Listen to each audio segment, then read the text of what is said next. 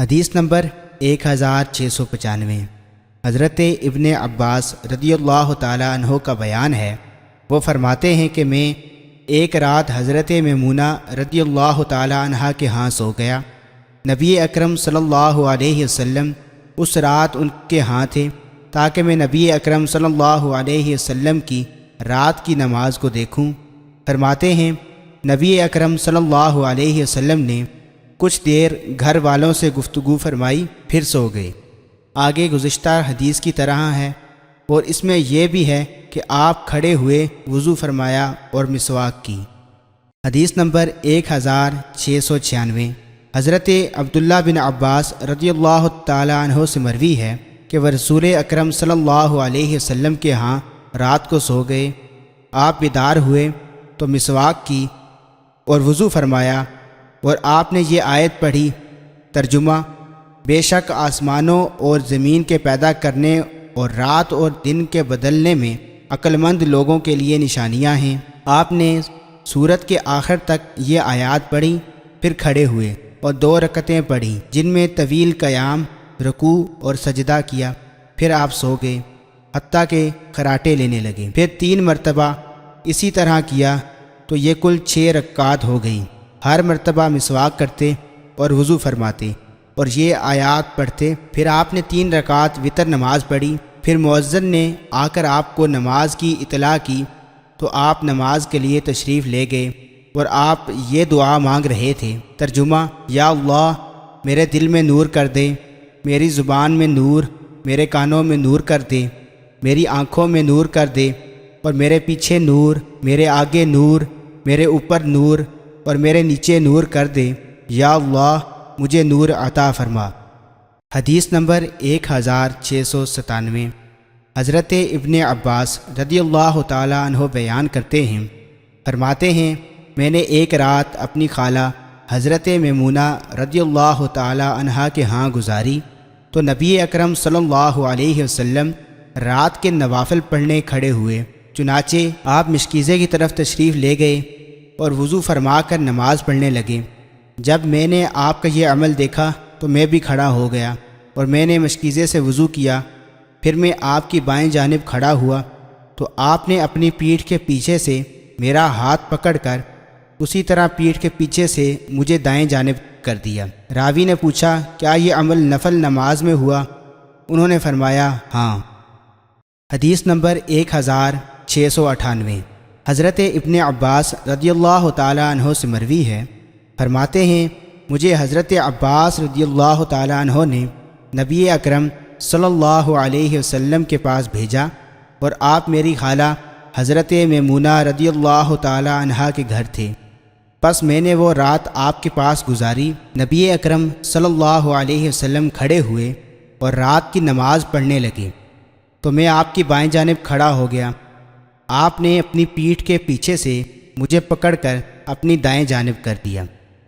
حدیث نمبر 1699 ایک اور سند سے بھی حضرت ابن عباس رضی اللہ تعالیٰ عنہ سے اس کی مثل مروی ہے۔ حدیث نمبر 1700 حضرت ابو جمرہ سے مروی ہے، فرماتے ہیں میں نے حضرت ابن عباس رضی اللہ عنہ سے سنا، وہ فرماتے ہیں نبی اکرم صلی اللہ علیہ وسلم رات کے وقت 13 رکعت پڑھتے تھے۔ حدیث نمبر 1701 حضرت زید بن خالد جوہنی رضی اللہ عنہ سے مروی ہے، فرماتے ہیں میں نے سوچا کہ نبی اکرم صلی اللہ علیہ وسلم کی رات کی نماز دیکھوں تو آپ نے 2 مختصر رکعتیں پڑھی، پھر 2 نہایت طویل رکعتیں پڑھی، پھر 2 رکعتیں پڑھی جو ان سے کچھ لمبی تھی، پھر 2 رکعتیں ان سے بھی مختصر پڑھی، پھر 2 رکعتیں ان سے بھی کم لمبی پڑھی، پھر ان سے کچھ کم لمبی 2 رکعتیں پڑھی، پھر وتر نماز پڑھی تو یہ 13 رکعات ہو گئی۔ حدیث نمبر 1702 حضرت جابر بن عبداللہ رضی اللہ عنہ سے مروی ہے، فرماتے ہیں میں ایک سفر میں رسول اکرم صلی اللہ علیہ وسلم کے ہمراہ تھا۔ ہم ایک گھاٹ پر پہنچے تو آپ نے فرمایا اے جابر کیا تم اس میں نہیں اترتے، یعنی اس کو عبور کر کے پار نہیں جاتے؟ میں نے عرض کیا ہاں کیوں نہیں؟ فرماتے ہیں پس نبی اکرم صلی اللہ علیہ وسلم اترے اور میں بھی اترا، پھر آپ قضائے حاجت کے لیے تشریف لے گئے اور میں نے آپ کے لیے وضو کا پانی رکھا۔ فرماتے ہیں آپ تشریف لائے اور وضو فرمایا، پھر کھڑے ہوئے اور ایک کپڑے میں نماز پڑھی، اس کے کناروں کو مخالف سمت میں کندھوں پر ڈالا ہوا تھا۔ میں بھی آپ کے پیچھے کھڑا ہو گیا، آپ نے مجھے کان سے پکڑ کر اپنی دائیں جانب کر دیا۔ حدیث نمبر 1703 حضرت عائشہ رضی اللہ عنہا سے مروی ہے، فرماتی ہیں نبی اکرم صلی اللہ علیہ وسلم جب رات کے وقت نماز کے لیے کھڑے ہوتے تو پہلے 2 مختصر رکعتیں پڑھتے تھے۔ حدیث نمبر 1704 حضرت ابو ہریرہ رضی اللہ عنہ سے مروی ہے، وہ نبی اکرم صلی اللہ علیہ وسلم سے روایت کرتے ہیں، آپ نے فرمایا جب تم میں سے کوئی ایک رات کے وقت قیام کرے تو اپنی نماز کو 2 مختصر رکعتوں سے شروع کرے۔ حدیث نمبر 1705 حضرت ابن عباس رضی اللہ عنہ سے مروی ہے کہ نبی اکرم صلی اللہ علیہ وسلم جب آدھی رات کے وقت نماز کے لیے کھڑے ہوتے تو یہ کلمات پڑھتے۔ ترجمہ: یا اللہ تیرے ہی لیے تعریف ہے، تو آسمانوں اور زمین کا نور ہے، اور تیرے ہی لیے حمد ہے، تو آسمانوں اور زمین کو قائم کرنے والا ہے، اور تیرے ہی لیے حمد ہے، تو آسمانوں اور زمین کا اور جو کچھ ان میں ہے سب کا رب ہے، تو حق ہے، تیرا وعدہ حق ہے، تیرا قول حق ہے، تیری ملاقات حق ہے، جنت حق ہے، جہنم حق ہے، قیامت حق ہے۔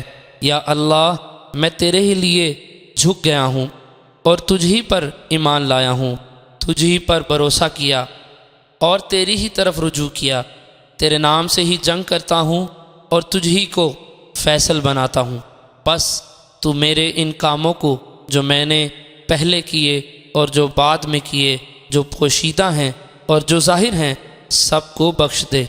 تو میرا معبود ہے، تیرے سوا کوئی معبود نہیں۔ حدیث نمبر 1706 ایک اور سند سے بھی اس کی مثل مروی ہے، البتہ کچھ الفاظ کا اختلاف ہے۔ حدیث نمبر 1707 ایک اور سند سے بھی اس کی مثل مروی ہے، الفاظ قریب قریب ہیں۔